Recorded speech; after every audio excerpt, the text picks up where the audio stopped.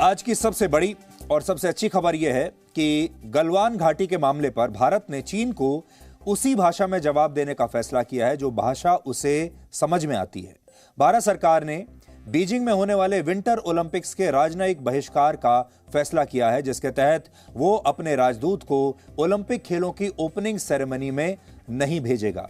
ये वही opening ceremony है जिसमें दुनिया के बड़े बड़े नेता आ रहे हैं, व्लादिमीर पुतिन आ रहे हैं, इमरान खान आ रहे हैं और भी कई देशों के बड़े बड़े नेता वहां पर पहुंच रहे हैं। और भारत में दूरदर्शन का स्पोर्ट्स चैनल भी अब इसकी कवरेज नहीं करेगा। हमने कल ही आपको यह खबर दिखाई थी कि चीन ने गलवान में तैनात अपने एक रेजिमेंट कमांडर को ओलंपिक खेलों की मशाल का टॉर्च बेरर बनाया है और यह वही कमांडर है जिसने गलवान में हमारे सैनिकों पर छिपकर पीछे से वार किया था। और आज हमें बेहद खुशी है कि भारत सरकार ने इस बात को बहुत गंभीरता से लिया है और चीन को उसी की भाषा में जवाब दिया है। कल भी हमने यही कहा था कि भारत सरकार को इस पर कड़ी प्रतिक्रिया देनी चाहिए और वही प्रतिक्रिया होनी चाहिए जैसी कि हमने गलवान के समय में चीन के सैनिकों को दी थी। We have seen the reports on this issue. It is indeed regrettable that the Chinese side has chosen to politicize an event like the Olympics. I wish to inform that our charge d'affaires of the Embassy of India in Beijing will not be attending the opening or the closing ceremony of the Beijing 22 Winter Olympics. तो भारत सरकार का यह कदम इसलिए भी बहुत प्रशंसनीय है क्योंकि विंटर ओलंपिक्स की ओपनिंग सेरेमनी में रशिया के राष्ट्रपति व्लादिमीर पुतिन आ रहे हैं, इजिप्ट के राष्ट्रपति आ रहे हैं, सऊदी अरब के क्राउन प्रिंस मोहम्मद बिन सलमान आ रहे हैं और इमरान खान भी वहां पर मौजूद रहेंगे। और अंतर्राष्ट्रीय नेताओं के सामने, इतने सारे देशों के सामने भारत उन सब के सामने ये बताएगा कि वो इस मुद्दे पर क्या सोचता है और कैसे उसने अब ये बहिष्कार करने का फैसला किया है। तो ये एक अंतर्राष्ट्रीय संदेश है चीन को। चीन गलवान में घायल हुए अपने कायर सैनिक को वॉर हीरो बताता है और यह भी कहता है कि इस हिंसक झड़प में उसके केवल 4 सैनिक मारे गए थे। लेकिन जी न्यूज पहला ऐसा न्यूज चैनल है जिसने इस घटना के कुछ ही घंटों के बाद पूरी दुनिया को यह बता दिया था कि गलवान में चीन के 4 नहीं बल्कि 40 से ज्यादा सैनिक मारे गए थे। और अब इस बात की पुष्टि ऑस्ट्रेलिया के एक अखबार ने भी कर दी है। इस अखबार में गलवान घाटी की हिंसा पर एक विस्तृत रिपोर्ट प्रकाशित की गई है जिसमें 5 बड़ी बातों का जिक्र है। आज आपको भी वो बातें पता होनी चाहिए। पहली बात, इस अखबार की रिपोर्ट में यह पता चला कि इस हिंसक झड़प में चीन के 4 नहीं बल्कि 42 सैनिक मारे गए। चीन के 42 सैनिक मारे गए। दूसरी बात, 42 में से 38 सैनिकों की मौत झड़प के दौरान गलवान नदी में गिरने की वजह से हुई। फरवरी 2021 में चीन ने कहा था कि उसका केवल 1 सैनिक हिंसा के दौरान पीछे नदी में गिर गया था और डूबने की वजह से मरा था, जबकि 3 सैनिक लड़ते हुए मरे थे, ऐसा चीन का दावा था। लेकिन अब यह नई ऑस्ट्रेलिया की ताजा रिपोर्ट कहती है कि उस दिन गलवान नदी में चीन के कम से कम 38 सैनिक झड़प के दौरान गिरे और फिर बह गए और उनकी मौत हो गई। तीसरी बात, यह रिपोर्ट कहती है कि दोनों देशों के बीच हिंसक संघर्ष की स्थिति इसलिए बनी क्योंकि चीन की सेना द्वारा 2 प्रोटोकॉल्स का उल्लंघन किया गया था। पहला, उसने सीमा पर स्थित बफर जोन में अवैध टेंट लगाने की कोशिश की और दूसरा, उसने सीमा समझौते के खिलाफ इस इलाके में अवैध कंस्ट्रक्शन किया और भारतीय सेना को जानबूझकर एक्शन लेने के लिए उकसाया। इसमें यह भी लिखा है कि चीन ने 5 जून 2020 को कमांडर स्तर की बातचीत में इस बात पर सहमति जताई थी कि वो अपनी सेना और अपने टेंट बफर जोन से हटा लेगा। बफर जोन सीमा पर मौजूद उस क्षेत्र को कहते हैं जहां दोनों देशों की सेनाएं पेट्रोलिंग तो कर सकती हैं, लेकिन उस इलाके में कोई कैंप या हथियारों की तैनाती नहीं की जा सकती। चौथी बात इस रिपोर्ट में यह है कि यह हिंसक झड़प पूरी तरह से सुनियोजित थी, यानी ये अचानक नहीं हुई थी। चीन ने पहले से इसकी पूरी योजना तैयार की थी और इसके कुछ सबूत भी इस रिपोर्ट में पेश किए गए हैं।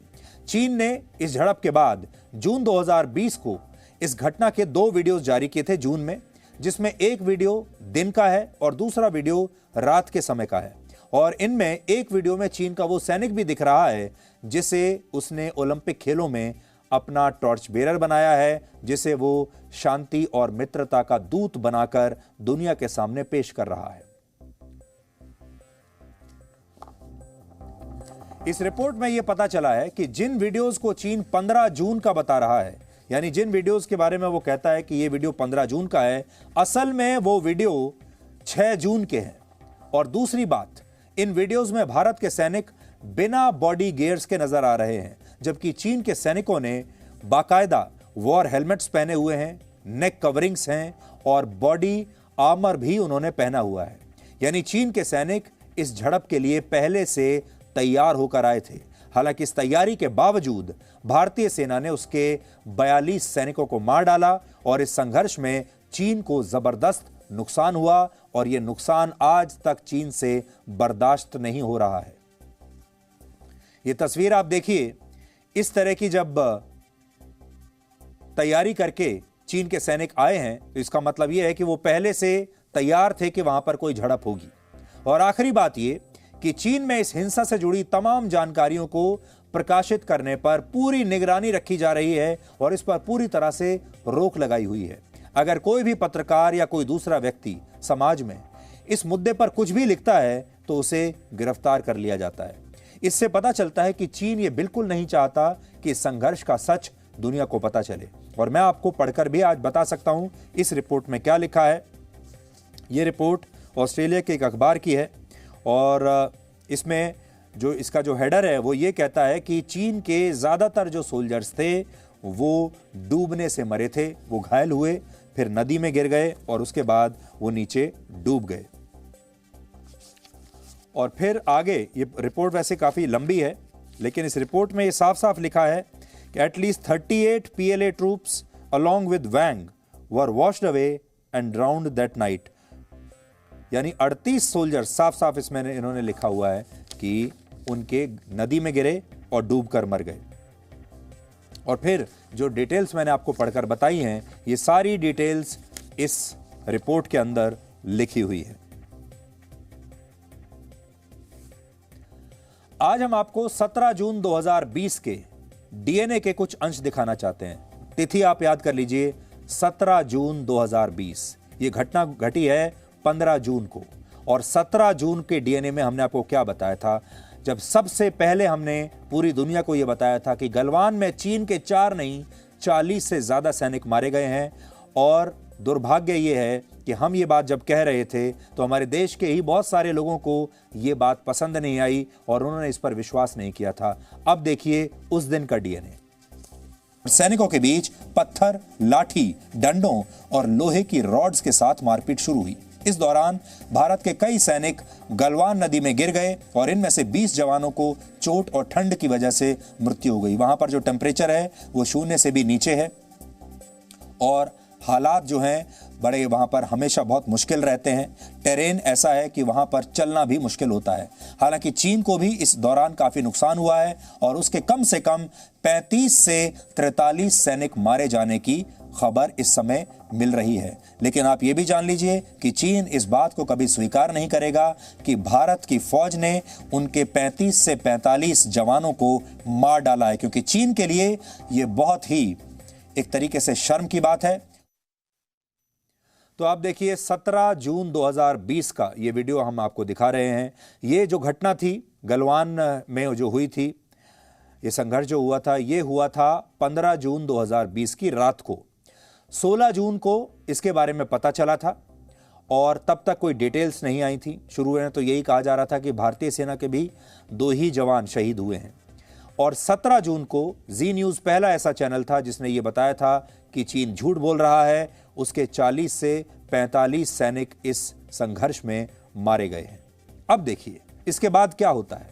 ये कितना बड़ा दुर्भाग्य है कि जब भारतीय सेना और भारत का मीडिया और हम जैसे लोग ये बताते हैं कि गलवान में चीन के 40 से ज्यादा सैनिक मारे गए थे, तब भी राहुल गांधी जैसे नेता और हमारे ही देश के कुछ दूसरे विपक्षी दल, हमारे ही देश के कुछ पत्रकार और कुछ समाज सेवी, एक पूरा वर्ग ऐसा है जो इस पर विश्वास करने के लिए तैयार नहीं थे।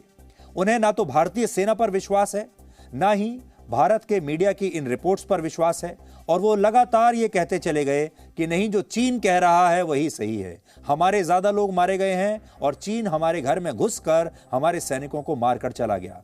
ये जो पूरा वर्ग है वो इस बात पर विश्वास करना चाहता है, वो चीन पर और उसके सरकारी अखबार ग्लोबल टाइम्स पर तुरंत विश्वास कर लेते हैं। ग्लोबल टाइम्स और चीन का जो पूरा मीडिया है वो लगातार ये बात कहता चला आ रहा है कि चीन के तो सिर्फ 4 ही लोग मरे हैं और भारत की सेना को बहुत नुकसान हुआ है। लेकिन हुआ बिल्कुल उल्टा। अब ऐसे तमाम लोगों से हम आज ये कहना चाहते हैं कि चलो, आपको अपनी सेना पर विश्वास नहीं है, आपको भारत के मीडिया पर भी विश्वास नहीं है, हम जैसे लोगों और जी न्यूज़ पर भी विश्वास नहीं है। अब ऑस्ट्रेलिया की जो रिपोर्ट आई है इस अखबार की, कम से कम इस पर तो विश्वास कीजिए और कम से कम आपको ये एक बार सॉरी कहना चाहिए कि आपने अपने देश की सेना पर, उसके दावों पर तब विश्वास नहीं किया था और इसे इतना बड़ा मुद्दा बना दिया था। यह खतरा तो वो है जो सीमा के पार से आ रहा है। इस खतरे से निपटने के लिए तो हमारे पास सेना है और सेना क्या कर सकती है ये आपने देख लिया। कैसे हमारे देश की सेना ने, हमारे बहादुर जवानों ने एक ही रात में चीन के 42 सैनिकों को कहां पहुंचा दिया, आपने देख लिया। Presenting B News app available on Google Play and App Store. Download it now.